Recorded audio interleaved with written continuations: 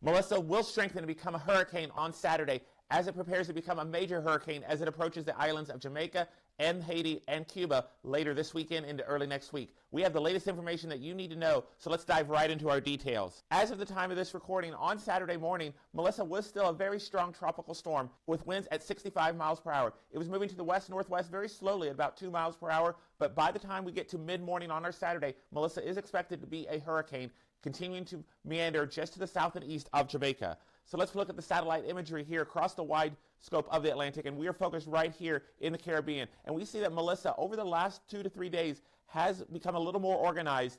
There's been some center reformation with this storm due to that wind shear that was knocking the tops off the storms. That also helped the column of storms not be perfectly aligned. And so as that wind shear has diminished here in the Caribbean, that's allowed Melissa to reform its center a little bit further to the east than what we initially thought. But in some of these last images, you start to see signs that Melissa is beginning to form an eye wall. There was an image, and then as we go into early Saturday morning, we see a more defined rotation just to the south and east of Jamaica. We'll continue to monitor that as well. And here's a little bit closer look of that. There's Jamaica, Cuba, here's Haiti.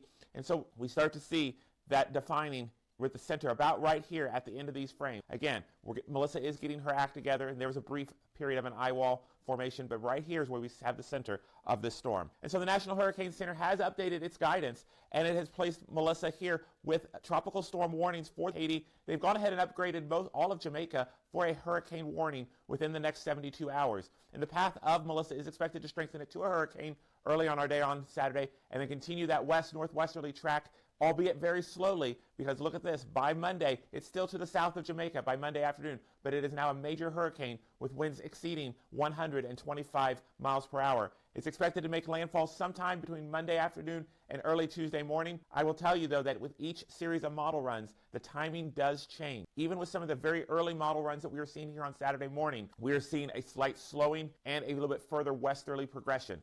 We saw in yesterday's video that we thought that Melissa would go around the west end of Jamaica. And now these models are showing it almost with a direct hit towards Kingston, towards that center part of the island.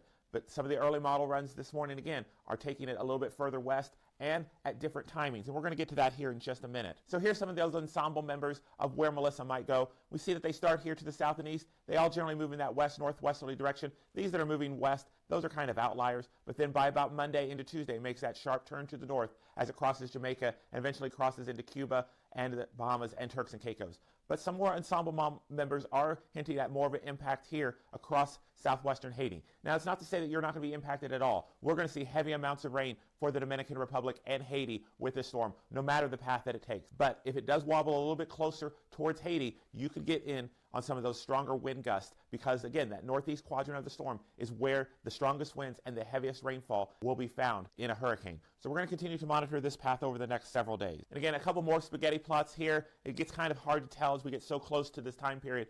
Here's where we are now. It's expected to move to the west slightly over the next 24 to 48 hours and then make that right-hand turn going across the island of Jamaica into Cuba. And then the European ensemble does take it a little bit further to the east, so it clips more of that northeast quadrant of Jamaica before turning to the north, hitting southeast Cuba and making its way through the Bahamas and the Turks and Caicos. The thing I do want you to pay attention to with this map is, while we have a 990 millibar low, those pressure levels aren't changing that much in the European ensemble. There are some disagreements between the various models on how deep the barometric pressure will drop with this storm. And so that's also playing some influence on the timing and the wind speeds that could be generated with this storm. When we look at our intensity map here for Hurricane Melissa, here we are on our Saturday morning, just below hurricane status. By the time, though, we get to Saturday afternoon, almost all models show Melissa being a strong Category 1 hurricane and then intensifying to a Category 2 sometime by the time we get to Sunday morning. And then this is where the models start to diverge after Sunday morning into Sunday afternoon. If you look at some of the models that are very aggressive on the timing and the acceleration of Melissa, they tend to keep Melissa a little bit weaker in its strength at a Cat 2, not necessarily bringing it to that major hurricane status. Those that are a little bit slower with Melissa's track do take it up to a Cat 4. And the National Hurricane Center is agreeing with this higher track at this time, as they do have Melissa projected to be a Category 4 storm by the time we get to Monday night into Tuesday morning before it makes that northerly turn towards Jamaica. So this is something we're definitely going to watch here. And one of the models we do look at here is our HAFS-A model. And so we look at this system continuing to spin. It's down to a 950 millibar low early Sunday morning. And the eastern end of Jamaica, you're going to be impacted by Sunday morning. But this is one of the slower models. This deepens to a 920, 930 before it makes that turn on our Tuesday, crosses the island of Jamaica, and then makes its way towards southeastern Cuba by the time we get to early Wednesday morning. So the half-stay model, again, shows a much slower progression in its westward movement before it makes that turn. But it also has a much deeper barometric pressure and is a model that is generating a lot more wind. Now look behind the system here. We have Haiti here, the Dominican Republic. We're still going to get a ton of tropical moisture flowing out from Melissa. Even Cuba, you're going to have several days of rainfall ahead of Melissa making landfall by the middle of next week. So just because we're talking about Jamaica right now and staying to the south, it doesn't mean that the Dominican, Haiti, Cuba, you're not going to be impacted for several days. And with this slower track, as it approaches Jamaica, you too are going to have several days of heavy rainfall and strong winds with this system. Now let's look at the H-Wharf model. This one is a little bit faster in its progression, a 970 millibar low, but it's already impacting Jamaica by the time we get to our Sunday afternoon, and it's wanting to make landfall sometime Sunday night into early Monday morning. So that's a difference of almost 36 hours between two of the more trusted hurricane models, and it's going to then make its way through southeast Cuba early on the day on Tuesday. So is this the model solution that plays out? There's a lot of uncertainty, I will tell you, with the models, the key models for this storm, and that's why we're watching this very closely, because just the slightest change in path, intensity, barometric pressure, the upper level dynamics, wind shear, how well that eye wall can develop on our Saturday into our Sunday, all of that's going to play a role into where Melissa goes, how intense the storm will be, and what category of storm Melissa will be at landfall. The thing that's not in question is the amount of devastating rainfall that's going to fall across the Caribbean over the next several days. And I'll just show you here yet even a third model. This is the European model, a much weaker storm as it approaches Jamaica. Here's Haiti, there's southeast Cuba.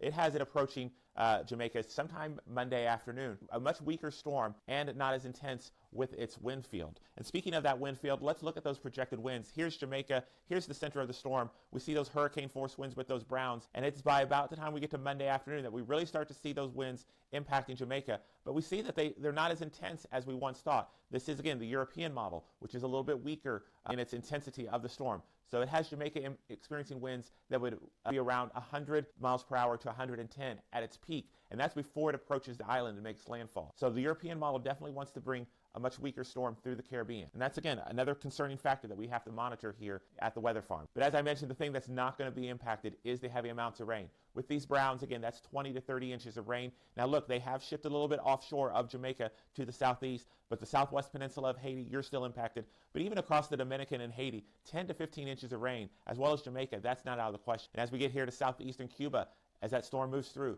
10 to 15 inches of rain are likely. But also, pay attention here. We're going the full length of Hispaniola, all the way over through the Dominican. You could have several inches of rain. Even Puerto Rico, you could be impacted with about 2 to 5 inches of rain from the outflow of the tropical moisture from Melissa. So that's not to say that this isn't going to cause devastating mudslides and flooding. For a lot of these places, we could be talking about catastrophic conditions from Jamaica through Haiti, the Dominican, southeastern Cuba. So now is that time to go ahead and make those preparations to be prepared for the storm. The timing, we're going to try to nail that down over the next 12 to 24 hours, but expect conditions to rapidly deteriorate by the time we get to Sunday morning, and especially as we go into Monday for the islands of Jamaica and then southwestern Haiti. I do want to jump back here to the United States here for a while. We do have on our Saturday morning an area of showers that is making its way from Kansas through Oklahoma down through Texas. That's going to continue to move towards the east. It brought tornadoes and severe weather to central and west Texas on our Friday, and we expect more of the same as we go into our afternoon. Out across the west, though, we're watching an atmospheric river that just sits offshore. It's going to spread moisture onto the coast during our day on Saturday, bringing rainfall to Washington State and Oregon. As we can see, as we get to Sunday morning, those heavy storms are making their way through Arkansas, down through Mississippi, into the parishes of Louisiana, impacting New Orleans. Out across the northwest, we have a trough that's digging in with that next system. That's bringing a shot of colder air, which is going to produce a lot of mountain snow out across parts of Idaho, Washington, and Oregon, even stretching out towards Yellowstone. And by the time we get to our Monday, we have a deep low across Saskatchewan that's bringing wraparound snow showers to the mountains of Idaho and Montana. We have rain out across the Dakotas, and here across the southeast, we're still watching those stronger, heavier rain showers as they make their way through the Tennessee Valley and eventually to the Carolinas. In terms of our severe weather for our Saturday, the Storm Prediction Center has highlighted Louisiana and southeast Texas for a slight risk of severe weather. We do have a marginal risk that includes the Dallas area, then all the way over towards Mississippi.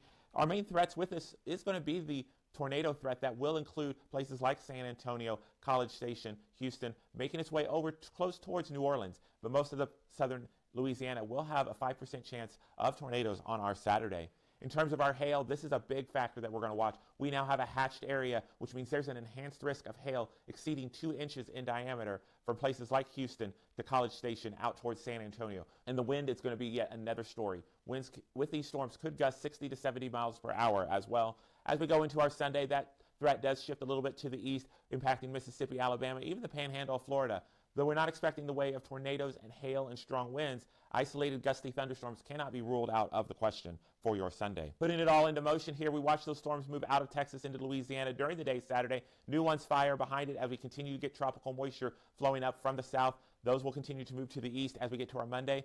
Taking a look out across the Pacific Northwest, we see that atmospheric river make its way onshore Saturday afternoon. There's that area of low pressure bringing heavy snows to the Cascades and to the mountains of British Columbia. That moves up into Saskatchewan during the day, Sunday into Monday, and that deepens and brings a good amount of snowfall to that area where we could see 10 to 15 centimeters of snow for parts of north central Alberta into central Saskatchewan by the time we get to Monday.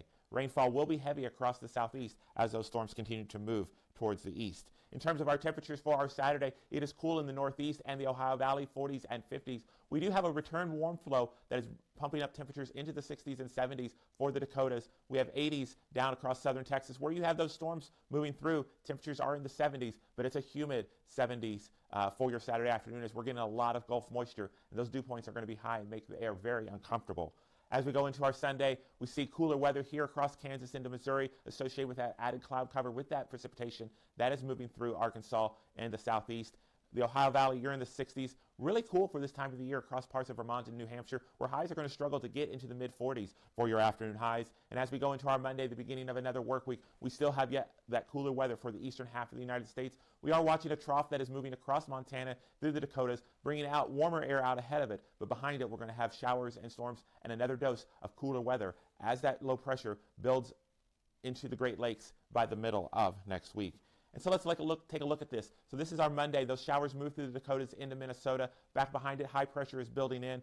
But this low pressure is just going to kind of get detached from the jet stream, and it's going to sit and spin here in the Ohio Valley Tuesday into Wednesday. It's going to provide enough moisture that we're going to continue to see showers form. But that low pressure will form here across Georgia, and by Thursday, it's going to ride up the eastern coast, bringing a daily chance of showers and storms Thursday into our Friday. In terms of our total precipitation over the next several days, in the Pacific Northwest, we are still experiencing heavy amounts of rainfall. 2 to 5 inches are likely by the time we get to our Thursday. The heaviest amounts will be across British Columbia, as we could see 4 to 6, possibly 8 inches of rainfall over the next several days. As we look across south central part of the United States, that rainfall is winding down for Texas. We'll see about another inch, but as those storms move through Louisiana and Mississippi, we could see areas receiving 2 to 4 inches of rain. Across parts of Arkansas, 1 to 2 inches of rainfall is likely in your area. And as we make our way a little bit further east into southwestern Alabama, we could see 1 to 2 inches of rain. But later in the week, as that low pressure comes out of the Great Lakes region, that cutoff low, and it dives down through Georgia before spinning up the east coast, that's when we're going to see the rainfall amounts there increase. 1 to 2, possibly 3 inches of rain are going to be likely as we go Wednesday into Friday of next week. Well, we thank you for joining us here at the Weather Farm for your Saturday morning. We will have the latest information on Melissa as we get new model data throughout the day on our Saturday. Please check back, look in the comment section. Just go ahead and share what's going on in your neighborhood where you're located. Are you seeing heavy rain? Are you seeing heavy winds? Are you seeing sunshine? All of those reports help other people prepare for the storm and know what to expect as we get those reports from other weather watchers just like you. So we thank you for tuning in. We hope you have a great Saturday, and we will talk to you soon.